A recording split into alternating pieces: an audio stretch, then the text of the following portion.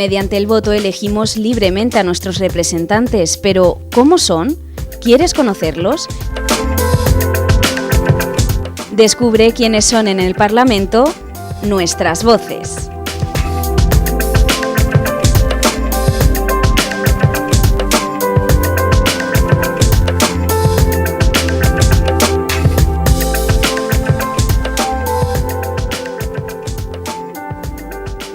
Hoy cerramos nuestro turno de entrevistas a los portavoces del Parlamento extremeño con Miguel Cantero, portavoz del Grupo Parlamentario Popular. Miguel, muy buenas tardes. Hola, muy buenas tardes, Rebeca. ¿Qué tal? Bueno, estamos conociendo la trayectoria política de nuestros portavoces, también sus posturas en relación a diferentes temas de actualidad, pero también algunas curiosidades y datos personales que nos pueden interesar. Por ejemplo, Miguel, en tu caso, naciste en Plasencia hace 48 años, casado y con una hija. Efectivamente. Entre tus aficiones destacaríamos, pues la caza, ¿verdad? Y la Fórmula 1 también. Gran apasionado de la caza y gran apasionado de la Fórmula 1. Y con mucho En cuanto a la caza, soy un gran paseante, es decir, cazo poco. Y en cuanto a la Fórmula 1, pues el tiempo que dura la competición procuro vivirla con mucho ímpetu. Muy bien, ¿y cómo es tu tiempo libre ahora que eres portavoz de la Asamblea? Con menos que antes, ¿verdad? Bien, se ha reducido mucho el tiempo, lógicamente. Lo que sí intento exprimirlo al máximo, intento concentrar en ese poco tiempo que tengo, pues estar con los amigos, compartir esos momentos que ahora lógicamente esta actividad pues me priva, ¿no? En gran mayoría. Es curioso que los otros tres portavoces con los que hemos hablado, los tres han sido profesores antes de iniciarse en la política. En tu caso no, tú eras abogado. Sí, yo soy abogado. Eres abogado. Soy abogado y siempre ha sido, para mí me ha llamado la atención lo que era la acción política desde muy jovencito y me ha supuesto el dejar a un lado ahora lógicamente lo que es mi ejercicio profesional. El despacho, lógicamente, está ahí para cuando vuelva, porque esto de la política es un paréntesis y antes o después regresaré y, lógicamente, pues continuaré con lo que era mi labor profesional que vengo desempeñando ya desde hace muchos años. Y como decías, Miguel, desde muy jovencito, ¿verdad? Te iniciaste en el mundo de la política ya en el año 1979, pues ayudando a pegar carteles, ¿no? Con Alianza Popular en las elecciones generales. Fueron las elecciones generales, fueron las segundas elecciones generales, del año 79, las primeras fueron 77, las segundas fueron las 79 y ya en las del 79 y en las del 82, quiero recordar, pues mi labor, lógicamente, yo era muy pequeño, pero ya salíamos algunos amigos ayudando a preparar la cola para pegar los carteles. La verdad es que si se puede decir que el inicio de mi actividad o de mi ánimo dentro de lo que es el mundo político nació de esa forma, desde luego que sí. Tengo muy buenos y grandes recuerdos de aquella época. De aquella época. Y ya en el año 1982 te afiliaste, ¿verdad?, al partido. Ya en el año 1982 comencé a formar parte de lo que son las nuevas generaciones, en su momento de Alianza Popular, ya Partido Popular, y desde entonces, ya ha sido siempre una ligazón directa con lo que es el Partido Popular. A través, recuerdo, de muchos talleres de trabajo, se vivía de una forma muy especial entonces la política. Y nosotros, los que entonces éramos los jóvenes de los partidos políticos, la verdad es que teníamos ese aliciente de vivir un momento histórico que, aunque no éramos plenamente conscientes, sí que desde luego la sintonía que había en la calle propiciaba a que te llamase la atención y por lo tanto te implicases de una forma directa. Ya digo que yo era un niño, pero se vivía con mucha intensidad y tengo unos gratos recuerdos de toda aquella experiencia. Y siempre, pues colaborando con el Partido Popular, pero en un segundo plano, ¿no?, hasta determinada época. Sí, básicamente desde entonces, desde que me afilié en el año 82, si bien es cierto que yo como placentino he estado siempre viviendo en Plasencia y siempre he formado parte de las distintas juntas locales que ha habido en el Partido Popular de Plasencia, pero nunca he ostentado ningún cargo inicialmente ni orgánico ni institucional, lógicamente, hasta el año, quiero recordar, 2005, no sé si digo las fechas correctas, donde desde la dirección provincial, desde la presidencia provincial del Partido Popular en Cáceres, entendieron que podían cubrir lo que era el puesto de la Secretaría Provincial de Comunicación y estuve 5 años llevando a cabo esa labor, al mismo tiempo que miembro del Comité Provincial del propio Partido Popular.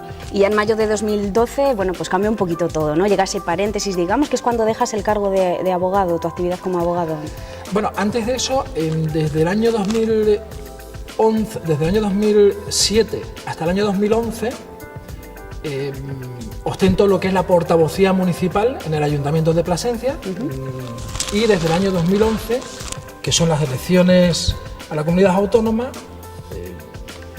José Antonio Monago, mi presidente, bueno, pues tiene a bien admitirme en las listas precisamente para ser diputado regional, lo que soy actualmente.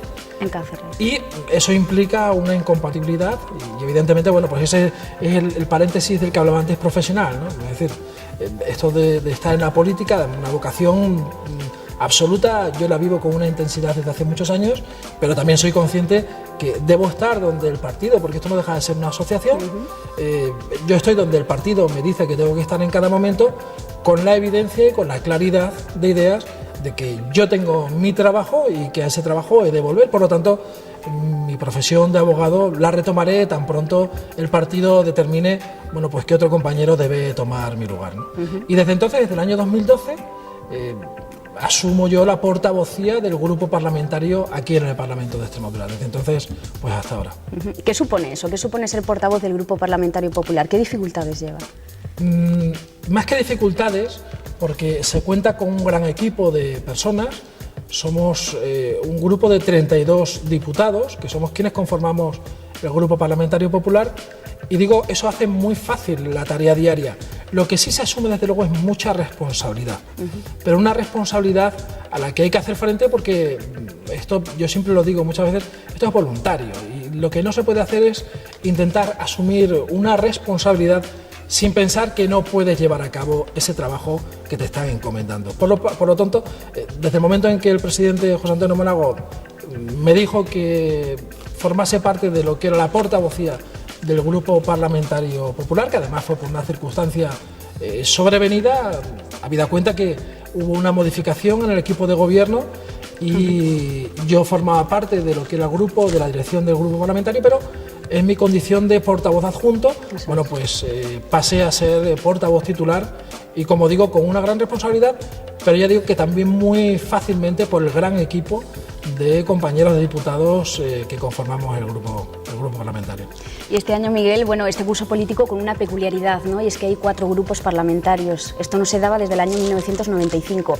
No sé, tú ¿cuál es tu postura, ¿no? ¿Cómo defendéis esto? ¿Qué crees que puede aportar esto? Yo creo, lo vengo diciendo desde el primer momento, esto enriquece, si cabe más, el lugar donde estamos. Este es un lugar de debate, es un lugar de parlamento, un lugar de hablar, y cuanto mayor sea la capacidad de diálogo y de unión, de representatividad con los ciudadanos, pues yo creo que mejor se pueden llegar a consensuar ideas mucho más globales y mucho más amparadas por lo que es la voluntad de una mayoría grande de todos los extremeños. Por lo tanto, que incluso se debe reducir el número de parlamentarios.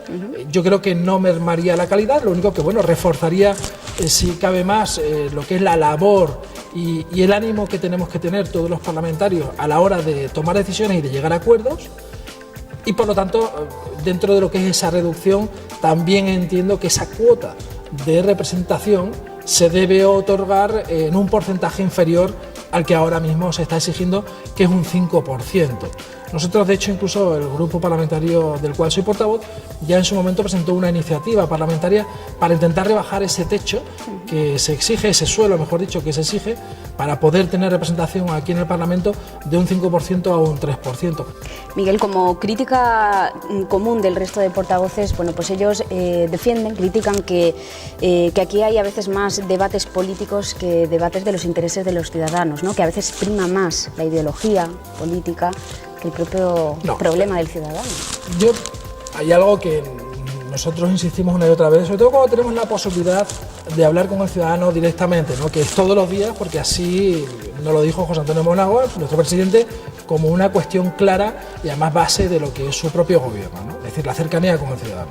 Pues bien, cada vez que tenemos oportunidad, lo que tratamos de explicar al ciudadano, algo que antes desconocía y que también gran labor se está haciendo por parte del presidente del Parlamento, de Fernando Manzano, de hacer llegar la actividad que se hace parlamentaria por parte de los diputados al ciudadano, precisamente en esa labor está lo que no se ve. Aquí nos ven cada 15 días, que estamos 65 diputados, hablando sobre iniciativas parlamentarias que no caen del cielo. Se han venido trabajando y además arduamente ahora mismo, según nosotros estamos hablando en esta entrevista, bueno, pues hay 2 comisiones que se están celebrando y además con debates arduos y llegando a acuerdos, porque me consta que se están llegando a acuerdos. Y eso es lo importante, eso es lo que la gente, lo que el ciudadano no ve directamente y se lo tenemos que contar. Pero ¿por qué a veces los debates son tan largos, ¿no? Y tan densos? ¿Por qué cuesta tanto llegar a consensos? Bueno, es cierto que la tramitación de algunas normas puede llegar a entenderse como tediosa o que no llegue a entenderse por qué se puede o por qué se debe dilatar en el tiempo. Todo tiene una base y se llama seguridad jurídica. Es decir, si bien es cierto que aquí estamos ante lo que es el poder legislativo, nos sometemos a unas estrictas normas de legalidad. Y eso conlleva el que una norma, el que un partido, aunque esté en una mayoría absoluta, que no es el caso del Partido Popular ni del gobierno de José Antonio Monago, pero en otras circunstancias se podría haber dado, se utilizase este hemiciclo, se utilizase el arma del rodillo para, bueno, pues sacar adelante materias, normas que sin duda a quien únicamente agradan, entre comillas, es a la labor política de quien en ese momento ostenta ese rodillo. Con el gobierno de José Antonio Monago lo que se está haciendo es hacer un trámite parlamentario desde el punto de vista legal y exquisito, no digo que antes no lo hubiera, pero desde luego lo que sí se hace es velar por esa seguridad jurídica y que todos los ciudadanos tengan la capacidad de poder intervenir precisamente en la elaboración de esas normas o en el debate de esas normas. Sobre los presupuestos, Miguel, para 2014, muchos han hablado ya de los presupuestos. Para el Partido Popular, presupuestos de la recuperación, pero para otros grupos, presupuestos de la subsistencia. ¿Por qué? Llevamos 3 presupuestos desde que el gobierno de José Antonio Monago está demostrando a los extremeños que se puede hacer otra política. Los primeros se consiguió estabilizar las cuentas. En el segundo se ha pretendido y se ha conseguido el poner las bases suficientes para que podamos hablar de un crecimiento económico. Y en estos terceros presupuestos que salen adelante y esperemos enriquecidos también con la labor del resto de grupos parlamentarios, van a ser los que desde un principio hemos denominado como los de la recuperación.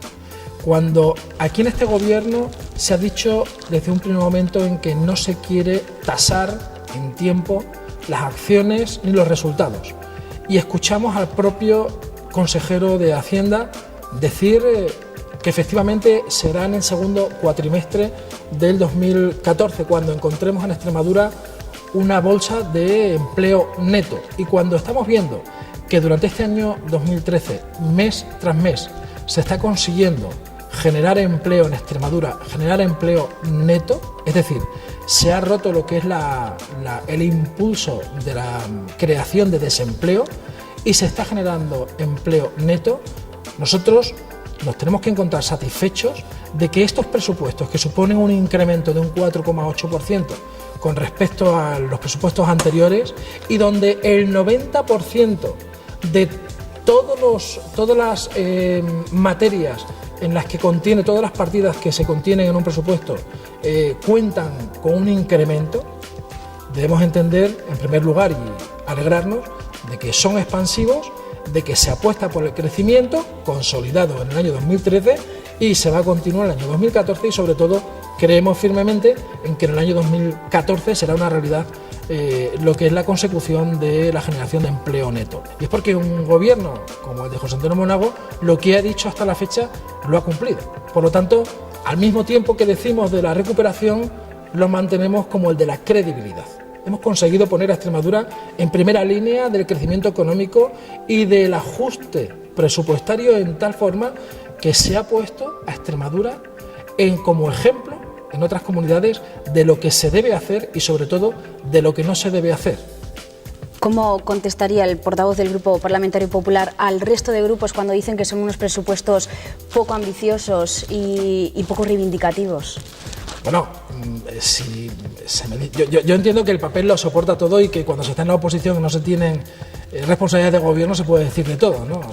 En fin, otra cosa es ser responsable. Y ser responsable mediante una acción de gobierno y sabiendo que lo que se dice hay que cumplirlo. Aquí estamos acostumbrados en esta comunidad autónoma a decir, a presupuestar, a gastarnos y a nunca recaudarlo, ¿no? Pongo el ejemplo mismo de la renta básica. Aquí en Extremadura hemos estado viviendo con muchos millones de euros, se han gastado y se han metido en presupuestos por parte de gobiernos socialistas y nunca se han llevado a reclamar. No, es que no vienen las actas, es que en las actas ni siquiera preguntaban por la deuda histórica, con lo cual el decir desde la oposición, el querer hacer una oposición destructiva, el no por el no, sinceramente no nos parece adecuado. Lo respetamos porque cada uno tiene su forma de hacer política, pero lo que no podemos es, en fin, ante actitudes negativas o que no generan confianza en el ciudadano, es rechazarlas lógicamente de plano, pedirles además que reformen su discurso y sobre todo recordarles que con ese discurso lo que están haciendo es quedarse cada vez más solos. Aquí no se puede decir a los extremeños no por no, porque al final se le está diciendo a los extremeños que van a tardar más en recuperar un puesto de trabajo, en conseguir un puesto de trabajo, o se le va a decir no a los extremeños a que tengan una seguridad no jurídica sino social mucho más importante que hasta la fecha tenían todos nuestros convecinos, ¿no? Y pongo el ejemplo de la propia renta básica. Yo tener que escuchar a algunos diputados, concretamente tener que escuchar al líder del partido mayoritario, al señor Fernández Vara, que encima ha ostentado responsabilidades de gobierno, sabe perfectamente cómo funciona esto. Es decir, lo de los fuegos de artificio se tienen que dejar a un lado y hay que ser serio a la hora de plantear políticas. Pues como decía, el Grupo Parlamentario Socialista, el criticar la labor y el esfuerzo que se está haciendo con la renta básica, ahora implementando con 20 millones de euros precisamente para los presupuestos del año 2014 para la renta básica, que digan que es poco, sinceramente es porque o no se leen las cosas o no entienden lo que significa un crédito ampliable. La renta básica, una particularidad de las que tiene, que por cierto, Rebeca, permíteme que recuerde a los ciudadanos que la renta básica es una ley única en España y donde lo que se traduce, para que todo el mundo me entienda, es que ningún extremeño va a volver a pasar necesidades en Extremadura precisamente desde el día 1 de noviembre, que se van a empezar a cobrar por parte de extremeños que lo necesitan, y que el gobierno de Extremadura, en definitiva, todos los extremeños tenemos claro que no se les puede dejar solo y que estaremos a su lado. Y por eso esa medida de acompañamiento, de estar con nuestros vecinos, con nuestros ciudadanos que lo están pasando peor, mediante una fórmula que se llama de crédito ampliable, supone lo siguiente: que si ahora mismo hay 5.000 personas que han solicitado ser perceptores de esa renta básica y no hubiera suficiente con el remanente, con el dinero que está presupuestado, si hiciese falta duplicarlo o triplicarlo, no habría ningún problema.